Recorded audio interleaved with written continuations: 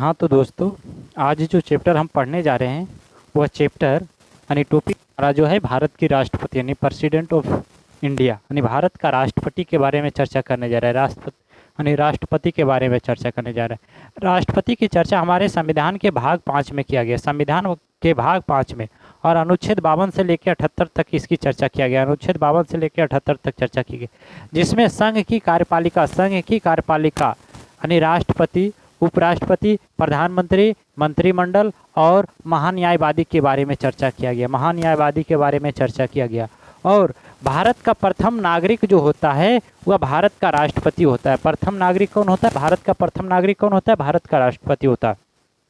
और भारत का जो राष्ट्रपति होता है वह राष्ट्र की एकता, अखंडता और सुदृढ़ता का प्रतीक होता है। सुदृढ़ता का प्रतीक होता है यानी एकता, अखंडता और सुदृढ़ता का प्रतीक होता है। भारत का राष्ट्रपति जो होता है वह भारत के सुदृढ़ता का प्रतीक होता है। सुदृढ़ता का प्रतीक होता है, एकता का प्रतीक होता है। उसके साथ साथ और बोला जाता है यानी सुदृढ़ता का प्रतीक है, एकता का प्रतीक है, इसके अलावा अखंडता का प्रतीक होता है। यानी भारत का जो राष्ट्रपति होता है, और भारत का जो राष्ट्रपति होता है वह भारत का प्रथम नागरिक भी होता है। भारत का प्रथम नागरिक भी होता है। और भारत की राष्ट्रपति से संबंधित जितने भी अनुच्छेद हमारे संविधान में चर्चा किया गया है, उस अनुच्छेद की चर्चा हमने पिछले क्लास में कर चुके हैं। अब हम जानने की कोशिश करेंगे कि कौन व्यक्ति यानी कौन कौन जो है वह भारत का प्रधानमंत्री बने और किस प्रकार बने, कब बने और कितने बहुमत उन्हें प्राप्त हुआ, उसकी हम चर्चा करने जा रहे हैं। तो भारत का प्रथम राष्ट्रपति जो बनते हैं वह डॉक्टर राजेंद्र प्रसाद। प्रथम यानी राष्ट्रपति कौन बनते हैं? डॉक्टर राजेंद्र प्रसाद जो बने वह चुनाव कब हुआ था? तो इसकी चुनाव जो होता है वह 1952 ईस्वी में इनका चुनाव जो हुआ 1952 ईस्वी में। और इनके जो विपक्षी थे यानी विपक्ष में जो खड़ा थे वह केटी शाह। कौन थे? तो केटी शाह इनके विपक्ष में थे। केटी शाह जिसमें डॉक्टर राजेंद्र प्रसाद को लगभग 84% बहुमत प्राप्त हुआ। कितना प्राप्त हुआ? 84% बहुमत इनको प्राप्त हुआ। 84% बहुमत इनको प्राप्त हुआ, जबकि केटी शाह को मात्र 14 से 15% यानी 15 से 16 बोल सकते हैं, यानी 15 से 16% के आसपास उनको बहुमत प्राप्त हुआ। 15 से 16% के आसपास केटी शाह को बहुमत प्राप्त हुआ। तो प्रथम राष्ट्रपति कौन बने? डॉक्टर राजेंद्र प्रसाद। प्रथम चुनाव कब हुआ था राष्ट्रपति का? 1952 ईस्वी में। और दूसरा जब होता है तो दूसरी बार फिर चुनाव में यानी राष्ट्रपति के रूप में डॉक्टर राजेंद्र प्रसाद आते हैं। कौन आते हैं? तो डॉक्टर राजेंद्र प्रसाद। और डॉक्टर राजेंद्र प्रसाद इस बार और ज़्यादा बहुमत में आता है। यानी 52 में चुनाव हुआ था, 5 साल के बाद चुनाव होगा, तो 1957 ईस्वी में इनका चुनाव हुआ। 57 ईस्वी में इनका चुनाव हुआ। और इस चुनाव जो हुआ इसके विपक्ष में जो थे NN दास था। NN दास इनके विपक्ष में थे। NN दास इनके विपक्ष में कौन थे? तो NN दास, जिसमें डॉक्टर राजेंद्र प्रसाद को लगभग 99% बहुमत प्राप्त हुआ। 99%, जबकि यानी NN राय को मात्र 1% के आसपास बहुमत प्राप्त हुआ। 99% किसको हुआ? डॉक्टर राजेंद्र प्रसाद को। और NN राय को मात्र 1% के आसपास बहुमत प्राप्त हुआ। और जब तीसरी बार चुनाव हुआ तो तीसरी बार चुनाव कब होगा? तो 5 जोड़ लेंगे तो कितना हो गया? 62 ईस्वी। 1962 ईस्वी में। और 1962 ईस्वी में जो यानी राष्ट्रपति के रूप में चुने गए डॉक्टर राधाकृष्णन यानी डॉक्टर एस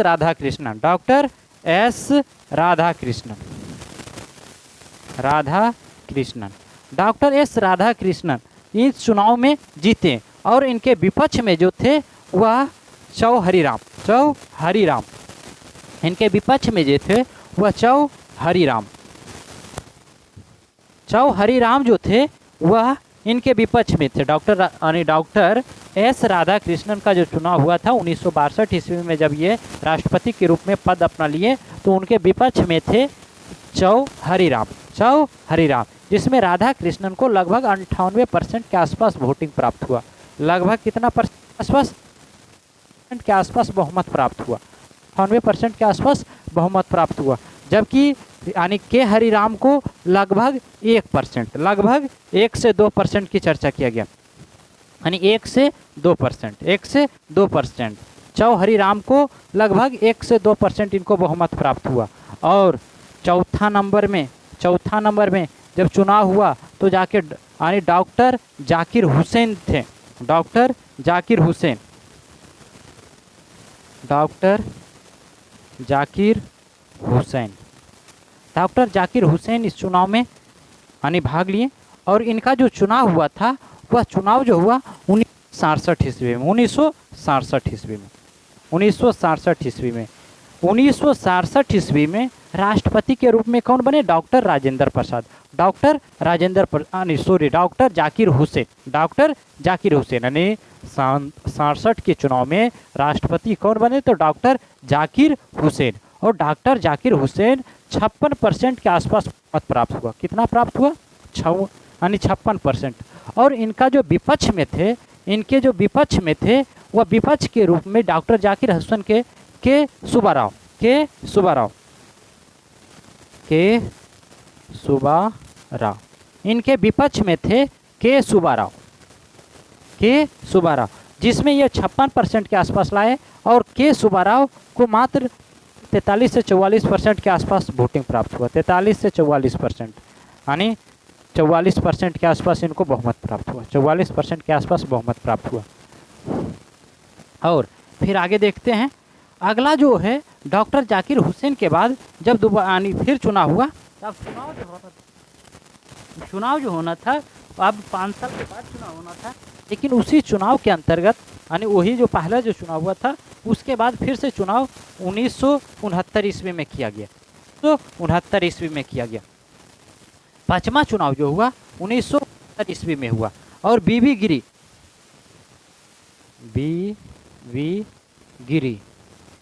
गिरी जो थे इस चुनाव में राष्ट्रपति के रूप में इनको बहुमत प्राप्त हुआ, बीबी गिरी को राष्ट्रपति के। और लगभग 56%, कितना मिला इनको? बहुमत कितना मिला? लगभग 56%।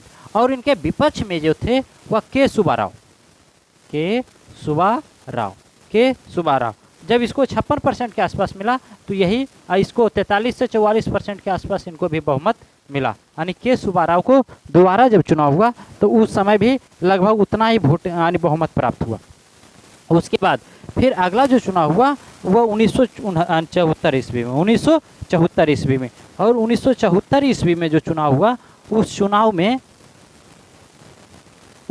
में देखा गया, यानी जो चुनाव हुआ 1974 ईस्वी में। और 1974 ईस्वी में राष्ट्रपति के रूप में आया फखरुद्दीन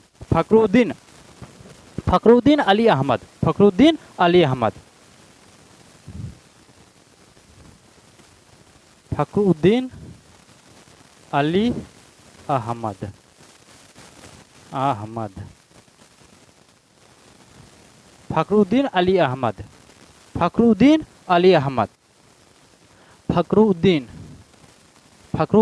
अली अहमद, जिनको वोटिंग लगभग 80% के आसपास प्राप्त हुआ। कितना प्राप्त हुआ?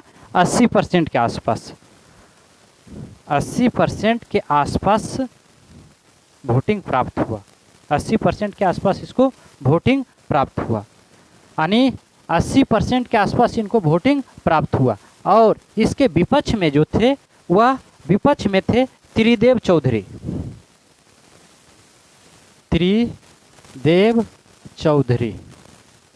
विपक्ष में जो थे त्रिदेव चौधरी।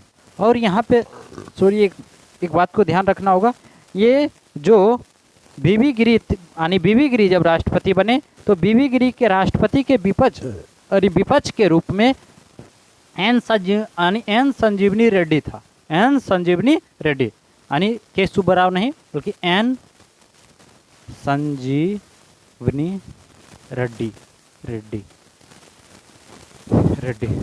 एन संजीवनी रेड्डी।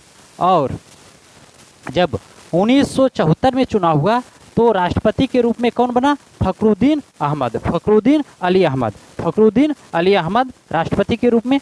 और उसके बाद बोला जाए यानी इससे पहले यानी द्वितीय जो है मुस्लिम यानी बोला जाए तो द्वितीय मुस्लिम मुख्यमंत्री यानी राष्ट्रपति, प्रथम मुस्लिम राष्ट्रपति के रूप में कौन थे? तो डॉक्टर जाकिर हुसैन, डॉक्टर जाकिर हुसैन। और फिर आगे देखते हैं फखरुद्दीन अहमद के बाद अगले जो चुनाव हुआ 1977 ईस्वी में, 1977 ईस्वी में। और 1977 ईस्वी में एन संजीवनी रेड्डी जो था, एन संजीवनी रेड्डी, एन संजीवनी रेड्डी जो था वह राष्ट्रपति के रूप में बहुमत प्राप्त किए, राष्ट्रपति के पद को संभाले। और इनके विपक्ष में जो थे यह निर्विरोध चुना गया, ये निर्विरोध 77 के चुनाव में ये निर्विरोध यानी निर्विरोध ये जो चुनाव हुआ उस चुनाव निर्विरोध हुआ, मतलब एन संजीवनी रेड्डी ही अपना निर्विरोध चुनाव हासिल किया। उसके बाद अगले आते 1982 ईस्वी में चुनाव हुआ। कब चुनाव हुआ? 1982 ईस्वी में। और 1982 ईस्वी की जब चुनाव हुआ तो 1982 ईस्वी के चुनाव में ज्ञानी जैली सिंह, ज्ञानी जैली सिंह, ज्ञानी जैली सिंह, ज्ञानी जैली सिंह जो था वह राष्ट्रपति के रूप में बने। राष्ट्रपति के रूप में कौन बने? ज्ञानी जैली सिंह।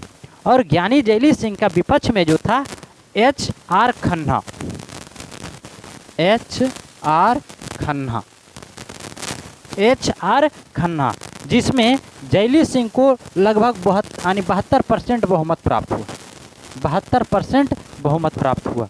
और वही एच आर खन्ना को मात्र 27% के आसपास यानी 27% के आसपास इनको बहुमत प्राप्त हुआ। और अगले जो चुनाव हुआ 82 के बाद अब एक ही बार चुनाव होगा 87 में। कब चुनाव हुआ? 1987 ईस्वी में। और 1987 ईस्वी के चुनाव में राष्ट्रपति के रूप में R Venkataraman, R Venkataraman, R Venkataraman जो है वह राष्ट्रपति के रूप में अपना पद लिए संभाले। आर वेंकट रमन जो है वह राष्ट्रपति के रूप में अपना पद को संभाले। और आर वेंकट रमन को भी लगभग 72% बहुमत प्राप्त हुआ। लगभग कितना बहुमत? यानी 72% के आसपास इनको भी बहुमत प्राप्त हुआ।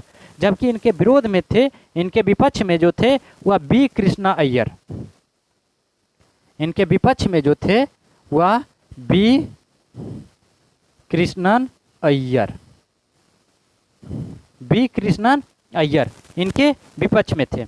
उसके बाद फिर अगला जो 1992 ईस्वी में चुनाव हुआ, अगला चुनाव कब हुआ? 1992 ईस्वी में। और 1992 ईस्वी में राष्ट्रपति के रूप में doctor Shankar Dayal Sharma, doctor Shankar Dayal Sharma, Shankar Dayal Sharma, doctor Shankar Dayal Sharma. और शंकर दयाल शर्मा जो था इसका विपक्ष में जो था जॉर्ज अस्वेल, यानी जॉर्ज अस्वेल, इनके विपक्ष में जो था वह जॉर्ज अस्वेल था, जिसमें शंकर दयाल शर्मा को लगभग 65% के आसपास वोटिंग प्राप्त हुआ। 65%, शंकर दयाल शर्मा को लगभग 65, और वही जॉर्ज स्लेव को लगभग 33% के आसपास बहुमत यानी 33 से 34% के आसपास बहुमत प्राप्त हुआ। उसके बाद अगले जो चर्चा किया गया है, अगला जो चुनाव हुआ, ये चुनाव कब हुआ? 92 में। अगला 5 साल के बाद चुनाव होना था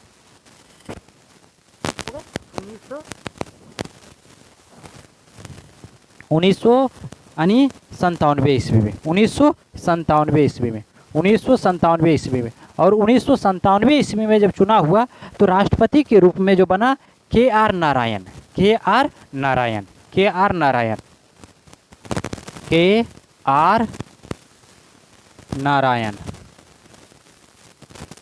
के आर नारायण जो है वह राष्ट्रपति के रूप में बने। और इन्हें 94% के आसपास वोटिंग प्राप्त हुआ। कितना परसेंट के आसपास? 94% के आसपास वोटिंग प्राप्त हुआ।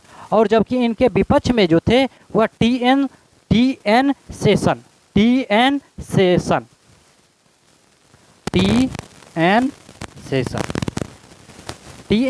इनके विपक्ष में थे, जिनको लगभग 6% के आसपास वोटिंग प्राप्त हुआ। लगभग कितना 6% के आसपास वोटिंग प्राप्त हुआ। और अगले जो है वह डॉक्टर APJ अब्दुल कलाम, यानी 2002 की चुनाव हुआ। तो doctor APJ Abdul Kalam, doctor APJ Abdul Kalam, doctor APJ Abdul Kalam. और डॉक्टर APJ अब्दुल कलाम कब की चुनाव में भाग लिए, यानी कब के चुनाव में, 2002 की चुनाव में। और लगभग इनको जो है वह 89% के आसपास बहुमत प्राप्त हुआ। लगभग इनको 89% के आसपास में बहुमत प्राप्त हुआ। जबकि इनके विपक्ष में जो था वह लक्ष्मी सहगल,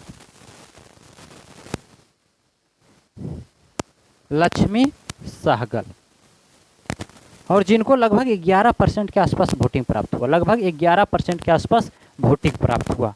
और इस प्रकार से अगले जो है वह 2007 की चुनाव हुआ। और 2007 की चुनाव में राष्ट्रपति के रूप में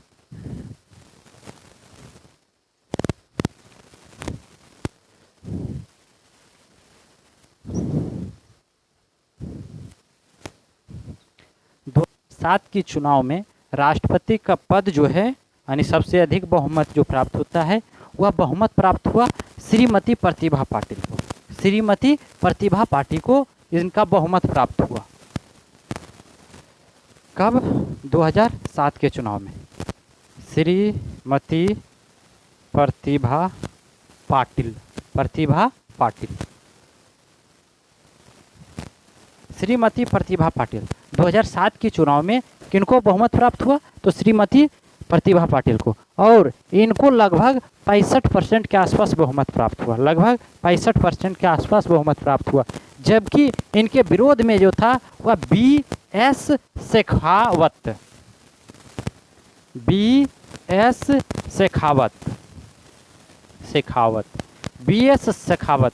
जबकि BS शेखावत को लगभग जो है वह 33 से 34%, यानी 34 से 35% के आसपास बहुमत प्राप्त हुआ। 33 से 34% के आसपास।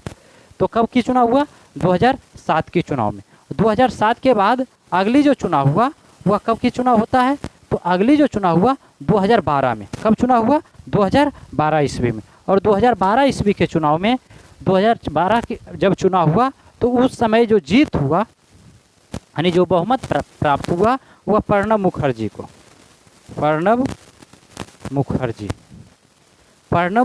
को बहुमत प्राप्त हुआ। और प्रणब मुखर्जी को लगभग 68% के आसपास बहुमत प्राप्त हुआ। लगभग 68% के आसपास। जबकि इनके विपक्ष में जो थे, यानी प्रणब मुखर्जी के विपक्ष में जो थे PA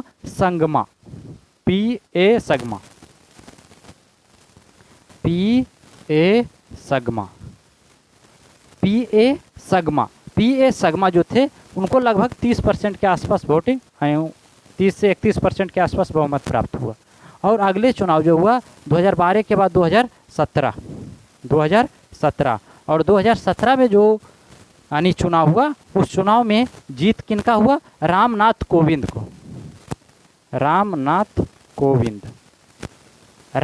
कोविंद को इस बहुमत प्राप्त हुआ।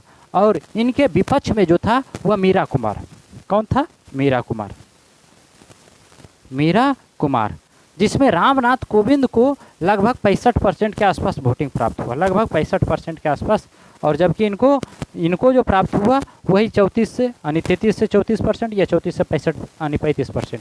और अगले जो चुनाव हुआ वह चुनाव कब हुआ? 2022 ईस्वी में। और 2022 ईस्वी में चुनाव में जीत कर कौन आए? द्रौपदी मुर्मू, जो अभी तत्काल अभी भी है, द्रौपदी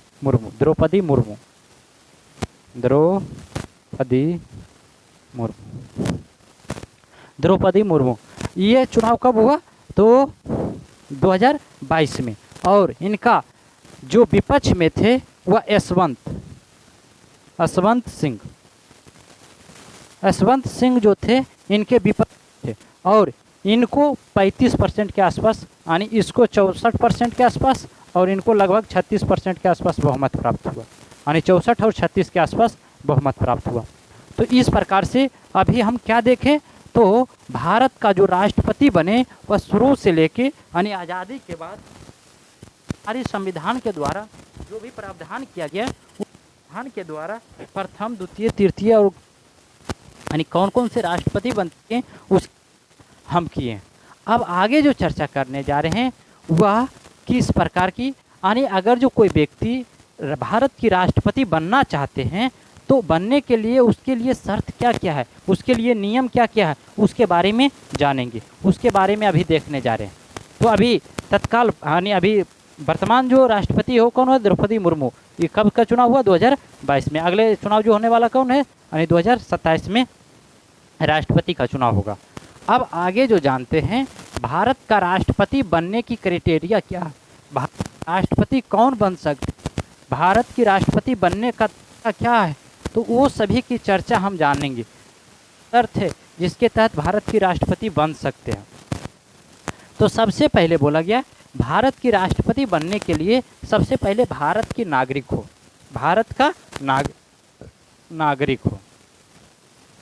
अब प्राकृतिक रूप से हो या किसी विधि के द्वारा अगर जो प्राप्त कर लिया है नागरिक तो भी भारत का राष्ट्रपति बन सकता है। कहने का मतलब हुआ अगर जो वह भारत के जो नियम कानून होता है उसके तहत अगर जो विदेशी व्यक्ति भारत का अगर जो राष्ट्रपति भारत की नागरिकता अगर जो प्रदान कर लेती है, भारत की नागरिकता अगर जो ग्रहण कर लेती है विदेशी व्यक्ति भी, तो वह भारत का राष्ट्रपति बन सकता है। प्रावधान नहीं है, अमेरिका में अलग प्रावधान रखा गया है, मूल नागरिक है वहाँ का राष्ट्रपति बन सकता है, इसके अलावा और कोई नहीं बन सकता। जबकि भारत में ऐसा प्रावधान है कि भारत के नागरिक के अलावा विदेशी नागरिक भी भारत का राष्ट्रपति बन सकता है। वो कब, जब भारत की नागरिकता प्राप्त कर लेता हो तब, यानी विदेशी भी ले सकता है और भारतीय भी बन सकता है, यानी दोनों बन सकता है। जबकि शर्त यही है कि दोनों के पास चाहे वो विदेशी हो या भारतीय हो उसकी नागरिकता भारत का होनी चाहिए। और इसका दूसरा शर्त रखा गया है, दूसरा शर्त क्या है कि जो व्यक्ति भारत का राष्ट्रपति बनना चाहता है उसकी उम्र 35 वर्ष से अधिक हो, 35 वर्ष से अधिक हो, से अधिक हो, 35 वर्ष से अधिक हो तो वह भारत का राष्ट्रपति बन सकते हैं। अगला, और इसके अलावा दिवालिया ना हो किसी भी प्रकार से। और बोल सकते हैं जो व्यक्ति लोकसभा के सदस्य निर्वाचन हेतु अगर जो सारी क्राइटेरिया को फुलफिल करता हो तो वह भारत का राष्ट्रपति बन सकता हो। यानी अगर जो लोकसभा का सदस्य बनने का जो नियम है वो नियम अगर जो वो अपना ग्रहण करता हो, वो नियम उस पर लागू हो, वो नियम वो कर पाते हो तो भारत का राष्ट्रपति बन सकता है। इसके अलावा बोला गया है कि वह संघ यानी किसी भी प्रकार से वह संघ यानी वह संघ सरकार के अथवा किसी राज्य सरकार या किसी भी स्थानीय प्राधिकरण अथवा किसी भी सार्वजनिक प्राधिकरण के किसी भी लाभ पद पर ना हो, यानी किसी भी प्रकार से उसे सरकारी लाभ नहीं दिया जाता। सरकारी लाभ कहने का मतलब हुआ कि वह किसी भी प्रकार से वह सरकारी जॉब पर नहीं हो, सरकार के द्वारा किसी भी प्रकार से उसे लाभ प्राप्त नहीं हो। ऐसा क्यों किया जाता है, ऐसा इसलिए किया जाता है कि हो सकता है वह राष्ट्रपति के रूप में बन जाते हैं और राष्ट्रपति के रूप में अगर जो वो जिस विभाग में अगर जो उससे सरकारी जॉब है तो वो हमेशा उस विभाग के बारे में सोचेगा, उसका पेंशन के बारे में सोचेगा, उसकी वेतन के बारे में सोचेगा, मतलब हो सकता है उसके बारे में सोचा जाए। तो इसी को लेकर बोला गया कि वह किसी भी सरकारी पद पर नहीं हो। इसके अलावा जब नॉमिनेशन कराने के लिए जाएगा यानी नॉमिनेट करने के लिए जाएगा तो उसके लिए शर्त है कि 50 गो प्रस्तावक होना चाहिए और 50 गो अनुमोदक होना चाहिए। दोनों अलग अलग होना चाहिए, प्रस्तावक अलग और अनुमोदक अलग। और इसके अलावा उसकी जमानत राशि जो होगा वह 15,000 होना चाहिए, यानी 15,000 जमानत राशि होगा। और जमानत राशि कब जमानत यानी जब्त कर लिया जाता है, अगर जो उम्मीदवार अगर राष्ट्रपति की चुनाव लड़ते हैं और चुनाव लड़ने में अगर जो 1/6%, 1/6 भाग अगर जो वह अपनी बहुमत नहीं ला पाता, बहुमत लाने में वो समर्थ होता तो उसकी जमानत जो है वह रद्द कर लिया जाएगा, उसकी जमानत जो है जब्त कर लिया जाएगा, जमानत जो है वह जब्त कर लिया जाएगा। और इससे पहले 1997 से पहले मात्र 10 गो यानी अनुमोदक या वह प्रस्तावक आ जाता था तो राष्ट्रपति का चुनाव लड़ सकता था। लेकिन अब नहीं, अब बोला गया यानी 50 गो प्रस्तावक भी होना चाहिए और 50 गो अनुमोदक भी होना चाहिए। और अगला बोला गया है अब जमानत राशि उस समय 1997 में 2500 था, आपको उसको कितना कर दिया गया, 15,000 कर दिया गया। और 1997 में बढ़ाया गया, 1997 में से बढ़ाया गया। ऐसा इसलिए किया गया ताकि राष्ट्रपति की चुनाव कोई आम व्यक्ति मतलब हर एक कोई खड़ा ना हो जाए, यानी उसकी कैंडिडेट की संख्या ज़्यादा ना हो, वो व्यक्ति वही खड़ा हो पाएगा जिसके पास सामर्थ्य होगा, वही खड़ा हो पाएगा। और राष्ट्रपति पद ग्रहण करने से पूर्व उसे शपथ लेना पड़ता है, उसे यानी शपथ लेना पड़ता है। और शपथ लेते समय उनका यह शपथ में ऐड किया हुआ रहता है कि मैं श्रद्धापूर्वक राष्ट्रपति पद का कार्यपालन करूँगा। इसके अलावा यानी संविधान और विधि के परिरक्षण में, संविधान और विधि के परिरक्षण में संरक्षण तथा प्रतिरक्षण करूँगा। यानी संविधान और विधि का परिरक्षण हो और संरक्षण हो, उसकी रक्षा करूँगा। इसके अलावा और बोला गया है उनके संविधान में यानी शपथ लेते समय उनसे शपथ दिलाया जाता है कि भारत की जनता के लिए, भारत की जनता की सेवा और कल्याण में निरंतर रहूँगा। और इनके जो शपथ होता है वह भारत के उच्चतम न्यायालय के मुख्य न्यायाधीश के द्वारा इनकी शपथ दिलाई जाती है। भारत के मुख्य न्यायाधीश यानी जब शपथ होता है तो शपथ में तो जो भी शपथ होता है, लेकिन इनकी शपथ दिलाता कौन है, तो उच्चतम न्यायालय